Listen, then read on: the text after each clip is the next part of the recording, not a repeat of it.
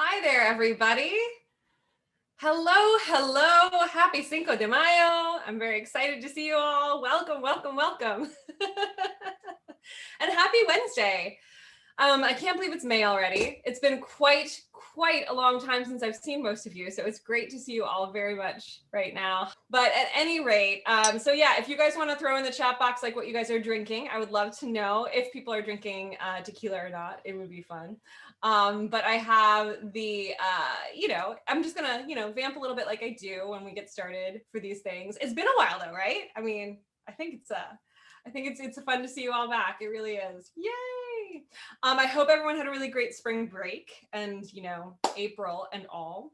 But yeah, oh my goodness, it's 5 after 5 already. I'll just go ahead and get started, right? And people can come in late, they can come in late. But so today, we're just going to talk about agave. So it's very funny for those of you who may or may not know, obviously I love wine, which is, my a passion that I have, which you all share with me, which is great. But I do also, I'm a huge fan of spirits, and I often appreciate cocktails so much. There is such a wide range. It's different and the same, in some ways. This opportunity to, have people have to just like sort of explore the category of spirits, many different categories of spirits. And agave, like I was saying, is kind of one of the a very popular, very, very on point kind of category of spirits right now that is just getting a lot of traction, and rightfully so. And I'm just setting up. So I have it here, agave, spirit fingers, guys. It's like, because it looks like fingers and it makes spirits. So that's really the point of that. I hope you all follow me along with that one. So here's the idea that I have, agave, what is it to begin with? So obviously I picked this because we have a Cinco de Mayo day, which is clearly, about more than margaritas, margaritas being a very like non-necessarily traditional beverage, but I love them. But, margaritas, the base spirit always used and oftentimes associated with Mexico in general is tequila. And tequila is made from the agave plant. So the agave plant is a succulent. And anyone who lives in California, which is most of you, I know, you've seen agaves. There are many, many different varieties, many different kinds of agaves. Not all of which make liquor, many of which adorn our beautiful, Southern California lawns because they are, good for this particular type of climate, and that's where they grow best.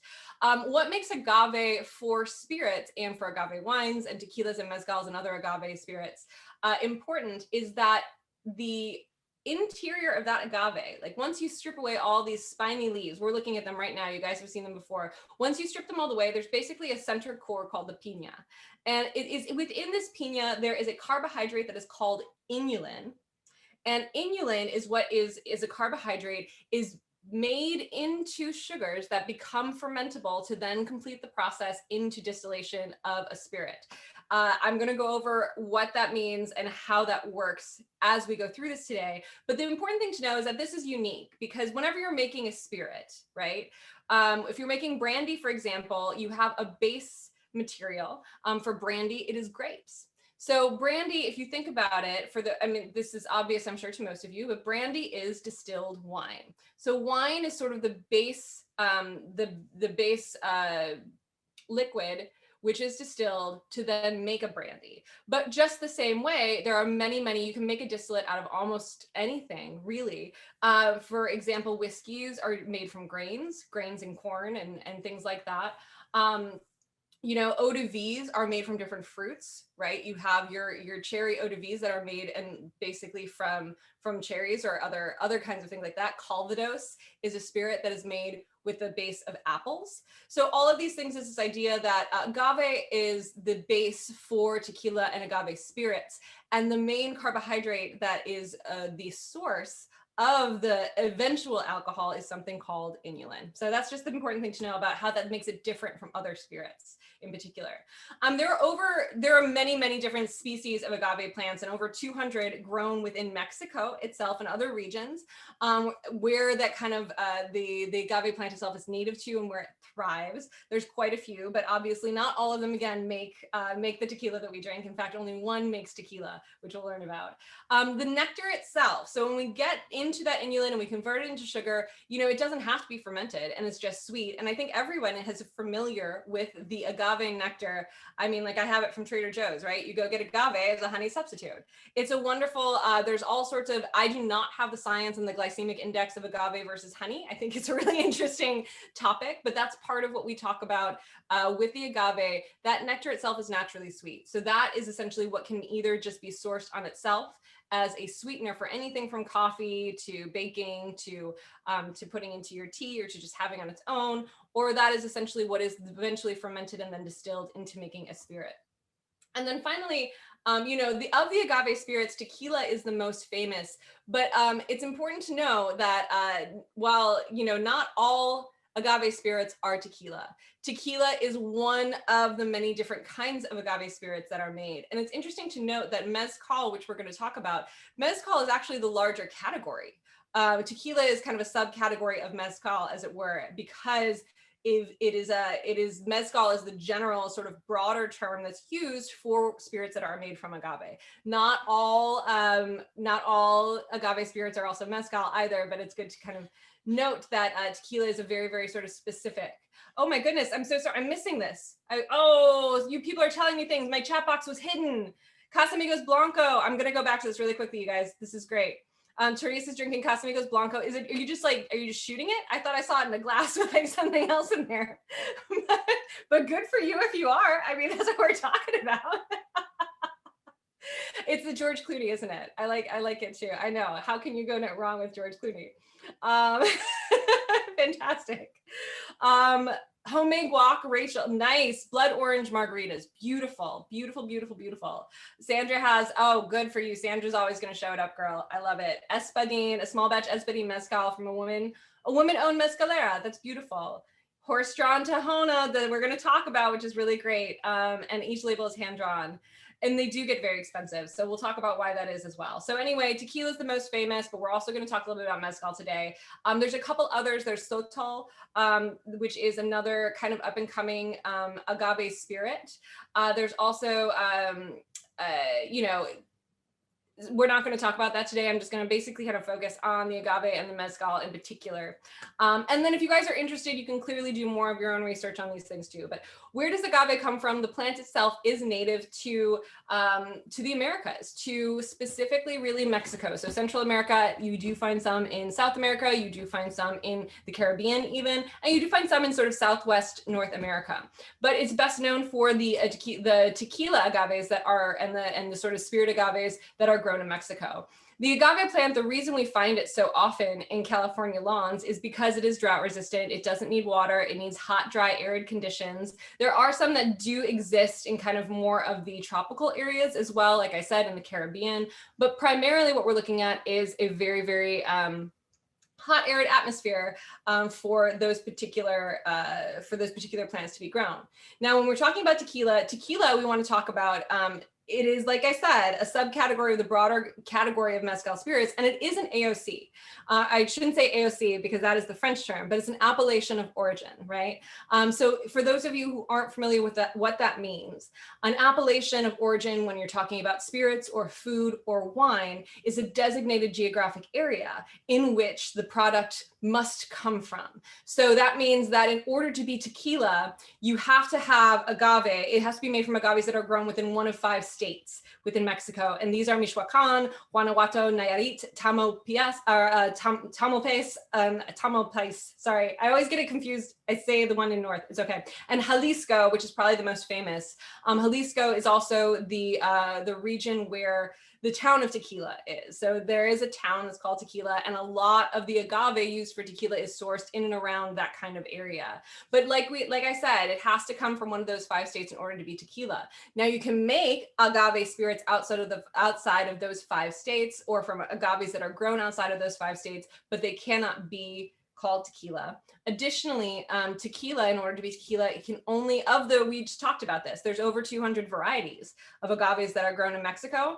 The only one that's allowed for use in tequila, as the appellation of tequila, is the blue agave. So that is also limiting in that sense of, if you want to make a tequila out of a non-blue agave, for example, as Sandra's drinking an agave spirit, a mezcal made out of espadín, which is another type of agave that is found all over Mexico. It is the most common one that's used outside of blue agave specifically. And then those are commonly used for mezcals.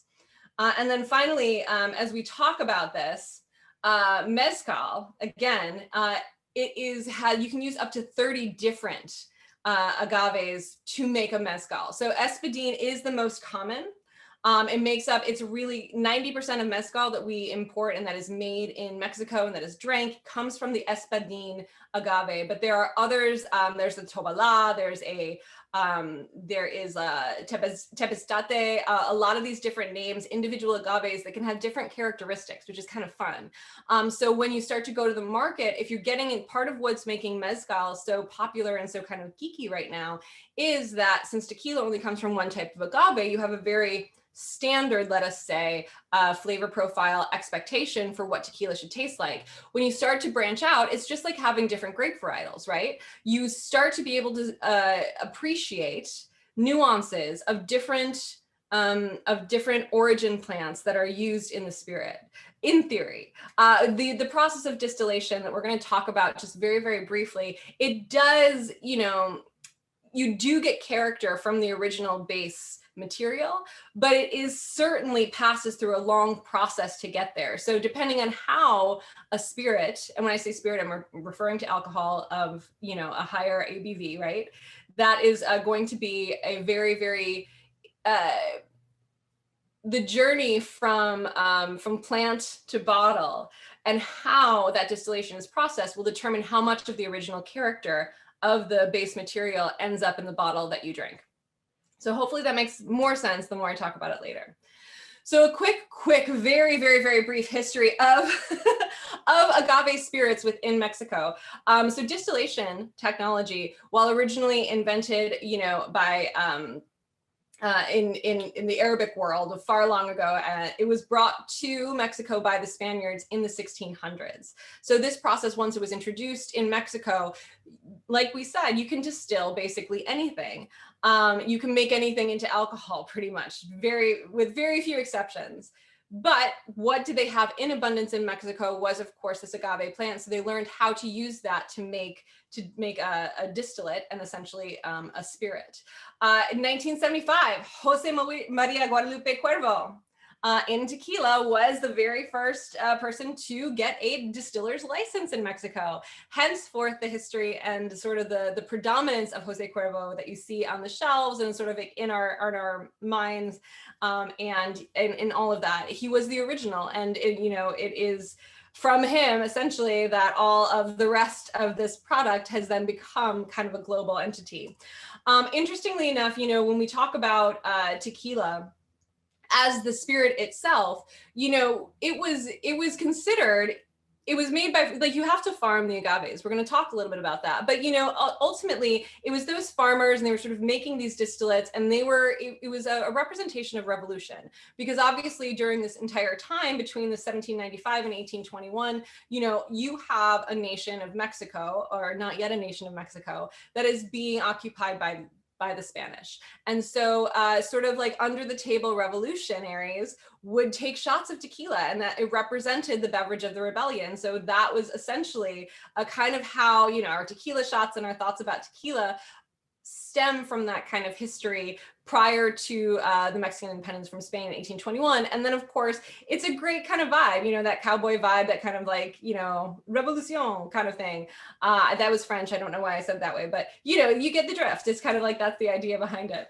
And then today, fast forward in one sentence, the industry of tequila and the industry of spirits in general is fraught with a lot of challenges over the past century, and more even. The idea being that, tequila, again, is from the very beginning, it is a lot of small farmers that are growing the agaves that are then being sent to, generally speaking, larger groups that are making those agaves into the spirit that then sold. The spirits industry is fascinating, and I encourage anyone who's interested in it to read up on kind of all of the conglomerations and kind of the consolidations that have happened. Tequila has undergone, again, a very, very sort of, there's a wonderful article, and I'll send a link to it in the thing, where we talk about, you know, the national liquors of Mexico are really run by these big names, the José Cuervo, the you know, these big conglomerates that essentially dominate the entire industry. And through that dominance, they really kind of keep the, you know, the farmers get the short end of the stick. They play these farmers against each other, essentially, is what has happened over most of the production time of tequila and in Mexico. So these big corporations are kind of playing farmers off each other to try and get the best prices. There's not a lot of camaraderie among the farmers because they're all competing to try and sell their agaves to these large groups in order to make their money, in order to have these big contracts. And that was really the only way the process was happening. It's only until recently that, you know, you start to see these independent farmers that are saying, hey, I think I want to invest in my own distillation. I want to create my own spirit so that I don't have to depend on these larger groups to sell to. And this is where we start to see the craft tequila, the mezcal movement, all starting to come much more to the forefront. For those of you who are more wine people, it's not dissimilar to me from the kind of champagne, the grower producer concept, right? Where you have the people who used to just grow the grapes and sell them to the large champagne houses, which is a very, very typical model of champagne. But then you have the growers themselves saying, you know, I'm going to start making my own wine. I'm not going to necessarily sell all of my grapes to the larger houses for them to then make it into their cuvées. I want to create my own stuff. So that's kind of a similar parallel between, you know, what's happening with the agave world, the agave spirits, though in this case, I think it's also champagne growers get a lot of money for their grapes, whereas I think the agave growers aren't necessarily quite as fortunate in the prevalence of that as perhaps they could be. But again, growing agave is a really, really, what's important to know is that it's not easy. And agave plants themselves, as we talked about, they want the hot, arid climates. You don't need a lot of water to survive, but it takes a really long time for an agave plant to reach maturity. So a minimum of 6 years, and that's a minimum. Most say, you know, at least 7 years. A lot of the plants for tequila are harvested between 7 and 10 years. Think of that as the farming investment that you're making and how much agave you have to grow in order to then continuously sell to these producers who are making just end on end all of this bulk tequila, right? So you start to see a supply and demand issue right there when you talk about the sustainability of the agriculture of agave. Now, it's also interesting to note, you know, that these plants, they live up to 30 years if you let them, right? And these plants can get huge. They have up to 8 foot long, these spines that we see. Sometimes when you're hiking around here in California, you can see part of, you know, relatives of these agave plants that are just massive, and like, don't walk too close, they will cut you, right? And so it's important to know that these are versatile plants. But what's also really interesting is that they flower. At one point they do flower, but they only flower once and then they die. So it is also, the thing is that these plants, in order to age to maturity, it takes 6 years to reach maturity. But think about vineyards, again, as the example for this. Older vines are creating more interesting wines. The grapes are going to get more character, they're going to get more concentration, more kind of nuance, the older those vines get. It's the same thing with these agave plants. Producers who are looking for high quality agave would never dream of harvesting that early. They would want to wait and get later agave plants. Then you have to also consider the same thing. How long are, you know, these farmers are growing these agave plants? These are not crops that they get to harvest every year. They harvest them once, and then they're done. And then they have to wait another 10 to 20 years before they can sell another agave from that particular plot. So it is a lot of sustainability issues. And this is part of what's happened between the industry and what that means. So it is, I think, important to just understand kind of the sustainability issues when we talk about agave. I mean, there's a lot of agave out there, don't get me wrong, but it's a challenge. And also at the prices that people want to pay for that quality. So I'm going to briefly talk about how we prepare the agave once it's harvested, to then be made into a spirit, into an agave wine, and then ultimately distilled into a spirit of either tequila, soto, agave, or any of the other agave spirits. So first of all, as we mentioned, we see this as those big spiky things. And then I mentioned there's a piña, which is the Spanish word for pineapple, right? And that's what it looks like. You can kind of see them in that little cave there. The piña is once the agave is harvested, they cut those spines off as close to the piña as they possibly can, because ultimately, if you keep too much of that, the stem or that leaf in there, it can create bitter flavors in the ultimate product that you're trying to make. So that's why they try and get as close to the center as possible. But the thing is that inulin that we talked about, remember at the beginning, the inulin is not actually fermentable as it is. It has to be the center, that piña needs to get cooked in order for the sugars to hydrolyze, to essentially become fermentable. So grapes are a great example of something that has no processing needed whatsoever. You crush the grapes, you have juice that has fermentable sugar in it, and you ferment that sugar into wine, right?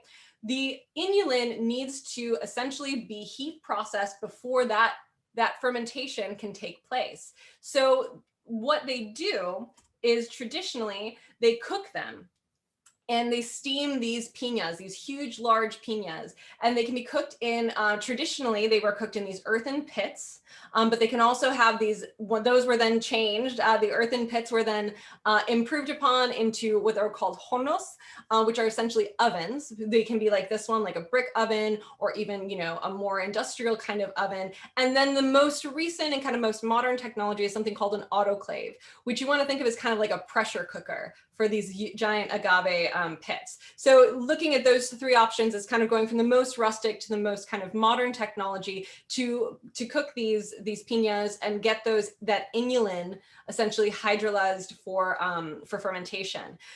These processes take a variety of times, a variety of length of time. The earthen pits take the longest to cook and then also to cool off those piñas.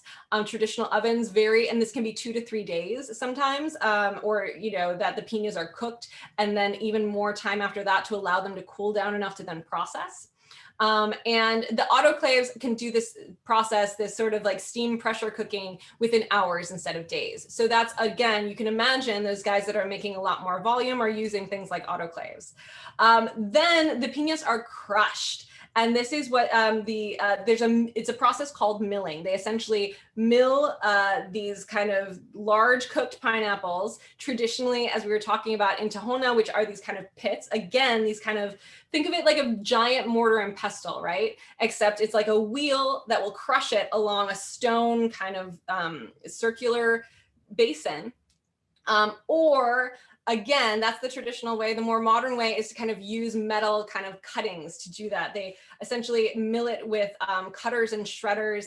And both of these processes, what it does is it releases the juice. It releases that fermented, that sweetness, that sweet inulin syrup, the agave syrup, so that they can then siphon that off to then become the agave aguamiel, which is kind of the initial runoff. And then also kind of the way that you press that out as well to get the other agave juice, which is sweet. So then this juice itself can be fermented just like grape juices, right? Now these sugars are ready to use yeasts, just like in wine, to then create the fermentation process where these sugars are converted into alcohol. And you essentially get, you know, with this, agave wine. It's exactly what we were talking about. This can be anywhere from, you know, it's much, much lower in alcohol than tequila eventually is, just the same way that wine is much lower in alcohol. So we're talking between like 10, 15%, not even most likely, well under 20% ABV. That is why you will sometimes go to Mexican restaurants and see agave wine in their margaritas, right? Or in their drinks, because many restaurants, when they have a beer and wine license, they're not allowed to sell hard liquor. This is used as a substitute for tequila in those drinks. So in theory, you're getting kind of the same flavor profile, but just at a much lower ABV kind of concept, which is why they're then allowed to serve you a margarita with agave wine, but don't expect to have the same kind of experience with that alcohol. because it's a much lower ABV, which in some cases is great, right? Because it's a margarita that you can drink for days and not feel a thing. I mean, eventually you will, but so the agave wine is essentially what you want to consider sort of the base material for what is eventually then distilled. Now, the distillation process, to put very simply, is this idea of heating up this base liquid. And what you're doing is through that heating process, you are allowing the alcohol molecules to steam off, essentially rise to the top, because they will boil. Alcohol boils faster than water. And so the alcohol vaporizes sooner than the rest of whatever you are distilling. And that vapor is processed through the still, eventually cooled down so that it turns back into liquid and collected. Now, there's a very rudimentary example of what distillation process is. Alessa is asking, so are agave juice, aguamiel, and agave nectar all the same things? They're different parts of the process of that kind of thing. So aguamiel, like I said, is sort of like your first run. It's like when you first cut the agave, there's juice that's going to run out of it, right? That is considered the aguamiel. It's the premium agave liquid. Then as you continue to process and you continue, it's almost like a press, right? So as you're cutting those things or you're crushing the agave, you're going to get a little bit more of the fibrous spirit, a little bit more of that inclusion in there. The same way when you're pressing grapes, you're going to get a little bit more of the like skins and influence into that, as opposed to the free run juice that comes off as you're pressing grapes. So that's kind of the different parts of that. Agave nectar, I mean, is also the juice. The nectar itself is a different thing. So the agave juice and the aguamiel are part of that process. The agave nectar itself, because what I don't know, the reason I'm thinking right now, the stuff that we buy as the agave syrup, I think that's really just like the juice and the nectar kind of like cooked down, but I don't know that for sure, so I didn't want to quote myself on that. But I wouldn't know if that would be considered the agave nectar as well or not. I don't think so. But the aguamiel and the agave juice are sort of like two different parts of that. Rachel, so after our blood orange margarita made with agave nectar and our tequila shot, oh, great. Moving on to shredded chicken and wet burrito with black beans and rice. You guys, we all go over to Rachel's for dinner. It'll be great. So really quickly, so I hope, Alessa, let me know if that sort of answered your question a little bit. They are considered different parts of the same component essentially. So distillation, that's the basic process of distillation. And there are many different ways to distill. There are many different ways to set up a still, right? The two most common ones are, of course, your pot stills, which is what it kind of looks like here. And this is what you think of, what I think of a lot of times when I think of a still. It's a single pot, like a little pot belly that has a neck that comes out just like this. And then you follow it through, and that's where the vapors kind of take their turns, going from vapor and then turning back into liquid. But the main component is the pot or the pot belly, which is where that agave juice or the agave, the aguamiel and whatever it is you're using to make your distillate is put into the pot, and that is heated up to create the initial alcohol vapors. The other type of still, it's a pot still. The other type of still that's used is a column still. Those are the ones that are very, very tall. It's also called a continuous still. And they have these little plates that sort of follow up the column so that as the vapors rise, they sort of vaporize and condense on these plates. So it's a continuous process. Column stills create liquors and spirits. They create spirit that is much more refined. It's much lighter, more delicate. Vodka is traditionally made in a column still. So if you think about vodka as being the ultimate in like the not having any kind of character at all, just being straight alcohol, you want to think about that kind of leaning towards that idea, that lighter, easier, less characterful is the term that we use, kind of a spirit.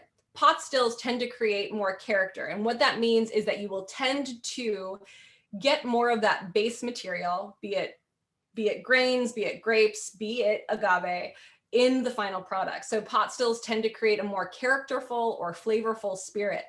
And usually you will always distill at least twice. Sometimes you will distill 3 times if you want to have a lighter, more elegant kind of a spirit.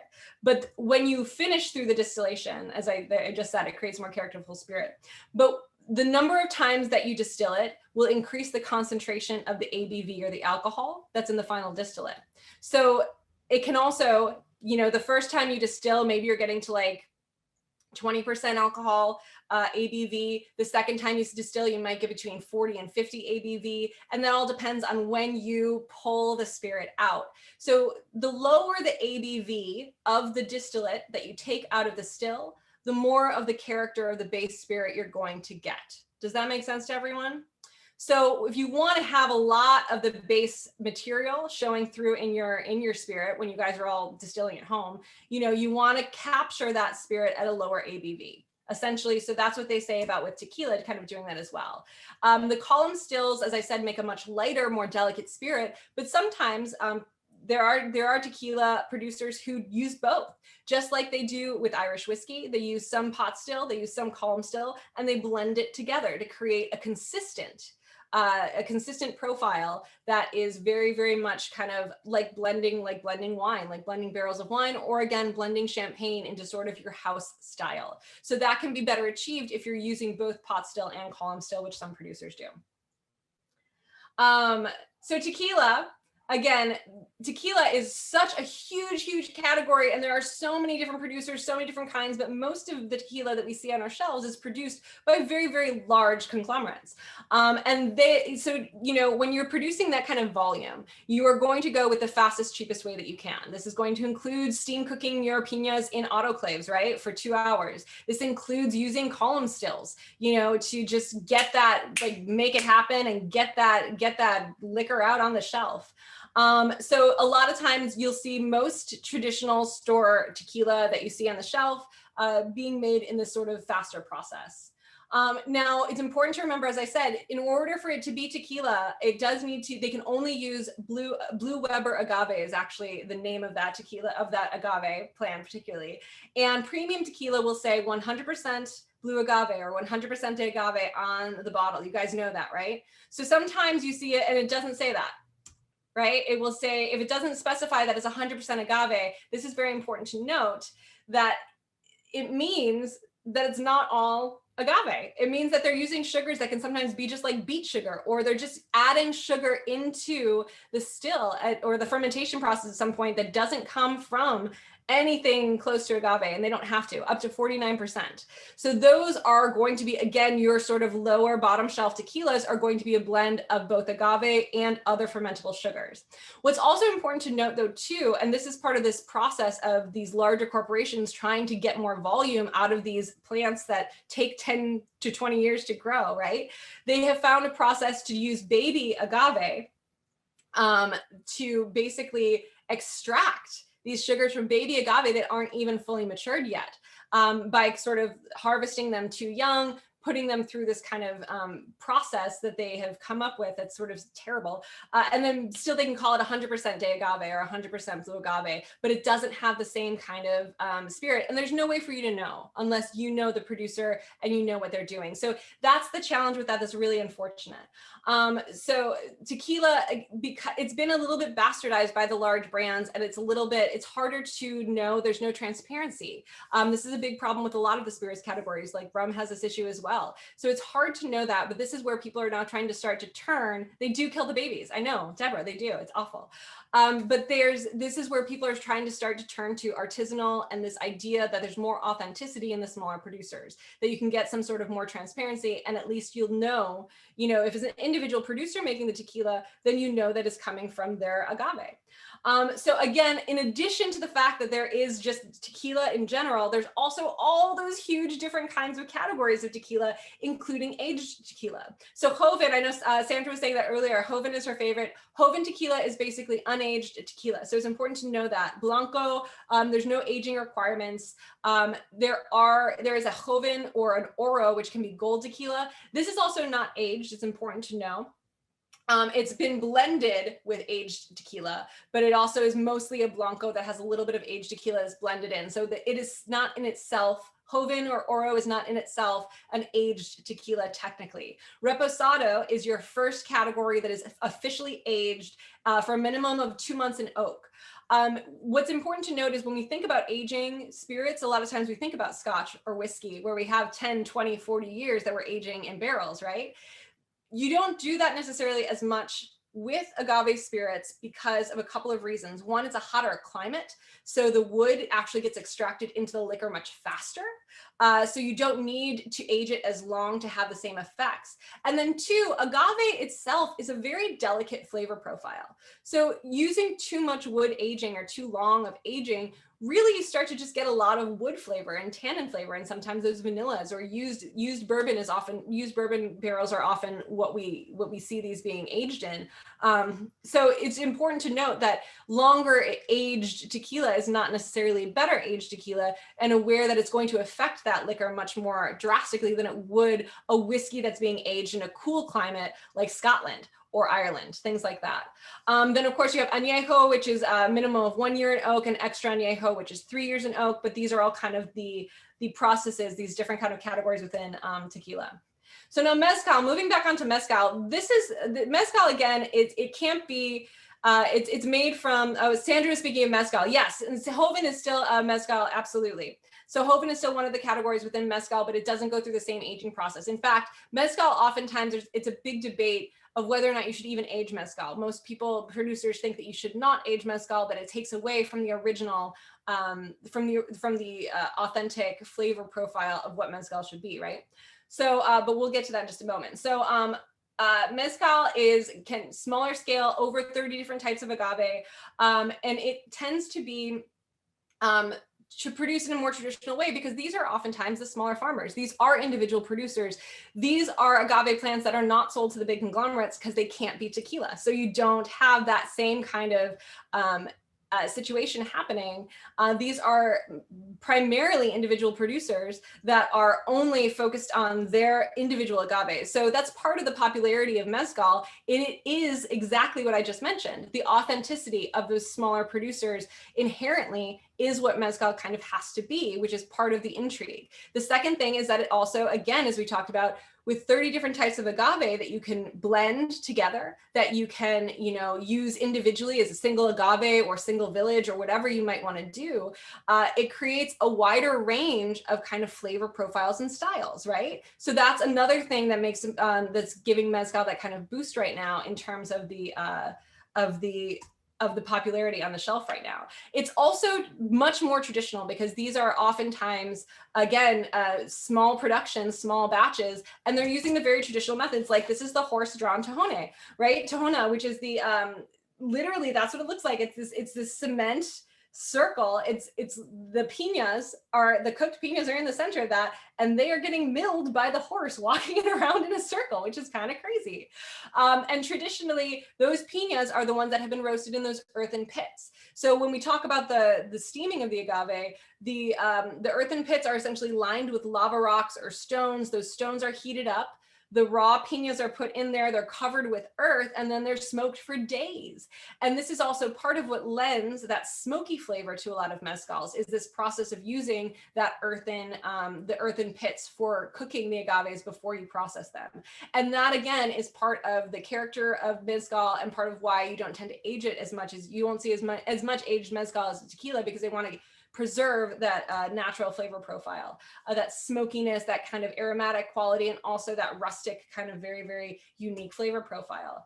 And then you have additional, like we talked, like she was saying, there are the Joven categories of mezcal, but there's also these different kind of local traditions, like some of you may have heard of pechuga. Pechuga mezcal, and you may not have. Pechuga mezcal is where they actually add different herbs and fruits to the distillation process, and they also add a chicken or turkey breast to the distillation process, so that the vapors, those alcohol vapors, as they're getting distilled, travel through the turkey breast or the chicken breast, because pechuga is Spanish for breast, and then that kind of gets imparted into the eventual spirit. Most times you're not going to be able to taste chicken or turkey in there, to be perfectly honest, but they do think that it gives the, and this is during a third distillation process also. So the pechugas are distilled 3 times instead of the traditional 2 times. And then, what they believe is that it gives more of a robust mouthfeel and to the wines, more than it does add like turkey or chicken flavors. But if you are a vegetarian, you will want to stay away from pechugas necessarily. There is also something called cremas de mezcal, which is sort of a basically the aguamiel de Maggi. So Maggi is also, it's important to know this brand called Del Maggi. Maggi is just a word that means agave. So agave, so if you see 100% Maggi on the bottle, it just means 100% agave. But if it's a mezcal, it could be 3, 4, up to 30 different kinds of agave together. If you see 100% of an individual name that you don't, espadín, for example, that means that it's coming from only an espadín agave, or one of the other ones that we talked about. So it's kind of fun. Sandra's saying some still filter through cowhide, makes it funky. That is true. So you have these, I mean, we're talking about some very rustic traditional methods here that are part of it. But that's kind of what gives mezcal such a unique and really exciting part of what makes it, you know, as popular, I think, as it is right now. Also, I happen to like that smoky flavor because I think it gives a lot of character to the drinks that you make. So cocktails, obviously, mostly we're talking about cocktails. Everyone knows your classic margarita. I just have a few up here. The Paloma, which is mine. So a Paloma, if you don't know, is essentially tequila and or mezcal, which I like to use, and grapefruit soda. In this particular case, I'm just using grapefruit juice and a little bit of sparkling water on top. It makes it nice and light and easy, but it's a really refreshing, wonderful summer cocktail. A good old Bloody Maria. Again, I think if you have a mezcal that's smokier like this, it adds this great kind of complexity bacon flavor to a Bloody Maria. Is a Bloody Mary with tequila, and it's a great brunch option if you have that. There's also your Oaxaca Old Fashioned, which is really fun. And now traditionally, this is literally made with a tequila, a little bit of tequila and mezcal together, and then a little bit of the agave syrup and some bitters. So it's a very, very strong, potent drink. You serve it over the rocks, you stir it, or you can shake it and serve it over a rock, and then you have that. Sandra's never had a margarita, but you've had many old fashions. I mean, it's a great option. So these are just some options that you have.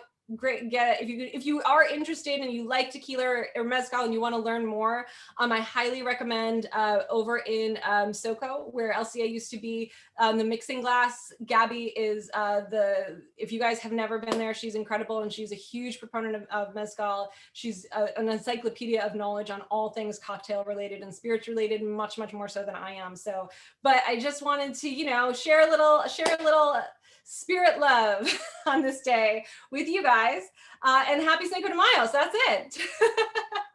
So cheers, everyone. I hope everyone's heading out to grab their tacos or whatever else you're doing today, or not, and just have a great evening. But thank you all so much for joining me. Okay, great. Well, thank you all very much. I'll see you all in June if you're not going to join me with the rest of it, but take care. Thanks. Thanks.